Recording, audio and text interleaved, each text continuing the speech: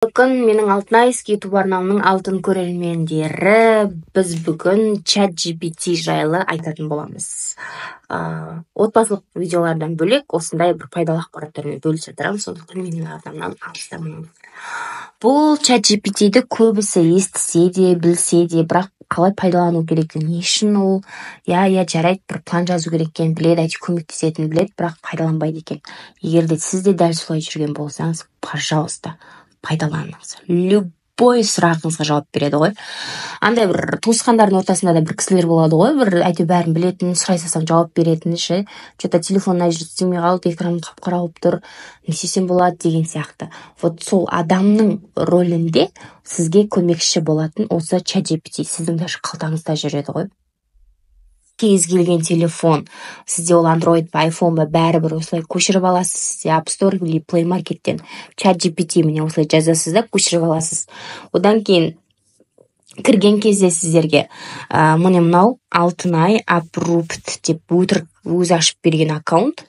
Яғни ішке кіргеннен кейін сіздер осылай Gmail өздеріңіздің почталарыңызбенен ашасыздар.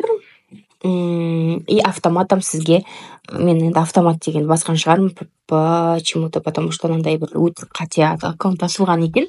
Сөйтіп енді оңай түрде аккаунт аша саласыздар.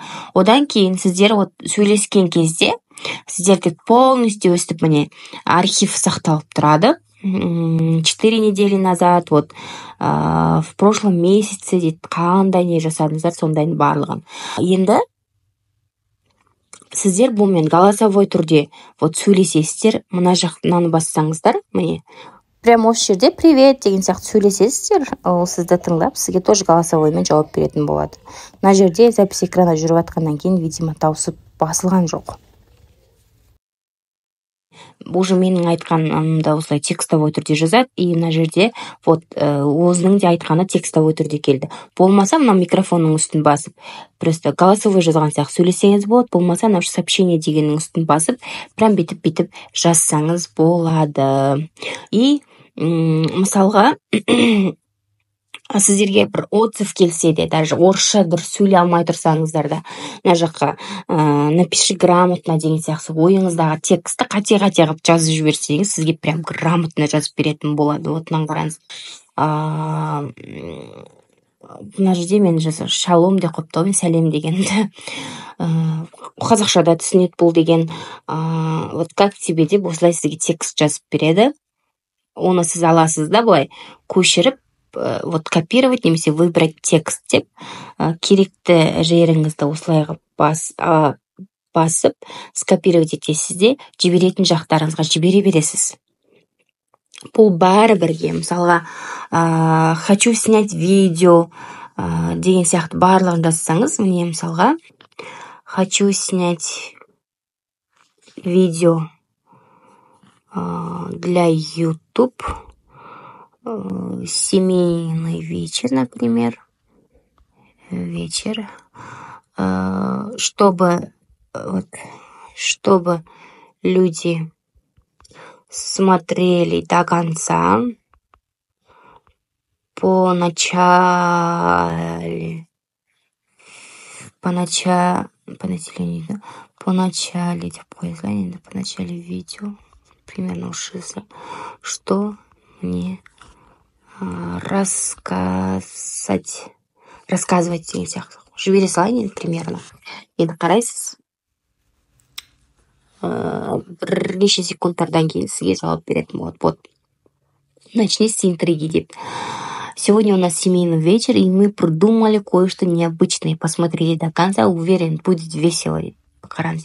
Объясни план вечера, покажи момент подготовки, видите, например, готовите еду вместе или украшаете комнату, захватите реакцию, включи забавные, искренние моменты общения, подведи итоги, в конце видео расскажи, что всем больше всего понравилось и почему семейный вечер важный, видите, кәдімгідей сізге сценарий жазып береді. Дәл солай кез келген, мысалға, у меня, например, телефон что-то не работает,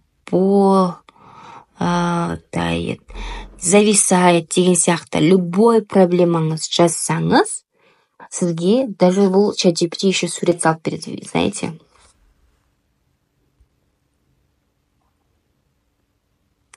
И вот несколько простых шагов, перезагрузка, очистка кеша. Вот видите, любой нәрсе сұрасаңыз сізге осылай поэтапно, поочередно деймін. Осылай, короче, поэтапно айтып береді любой проблемаңызды, иә. И сосын енді тоже нарисуй мне молоденькую девушку в платье невесты, да, невесты. Держать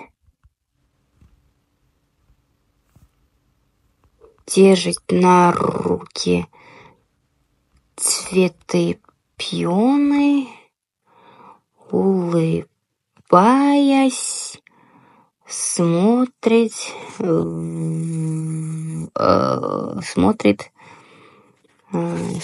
улыбаясь, смотрит деп жібере салайық, иә, нарисуй меня. Сіздерге сурет салып та беретін болады.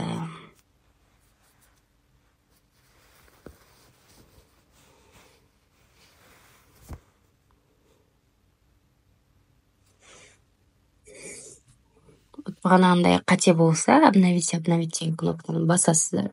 Вот создание изображения. Күніне лимит только ChatGPT-да 3 рет, видимо. 3 реттен кейін сізге платный несін сұрайды. Вот қарасаңыздар, дәл осындай маған әдемі суретті салып берді. Такая миленькая. Ну, басқа да түрін алсаңыздар болады енді. Стиліне байланысты түрлі суреттер салдырсаңыздар болады.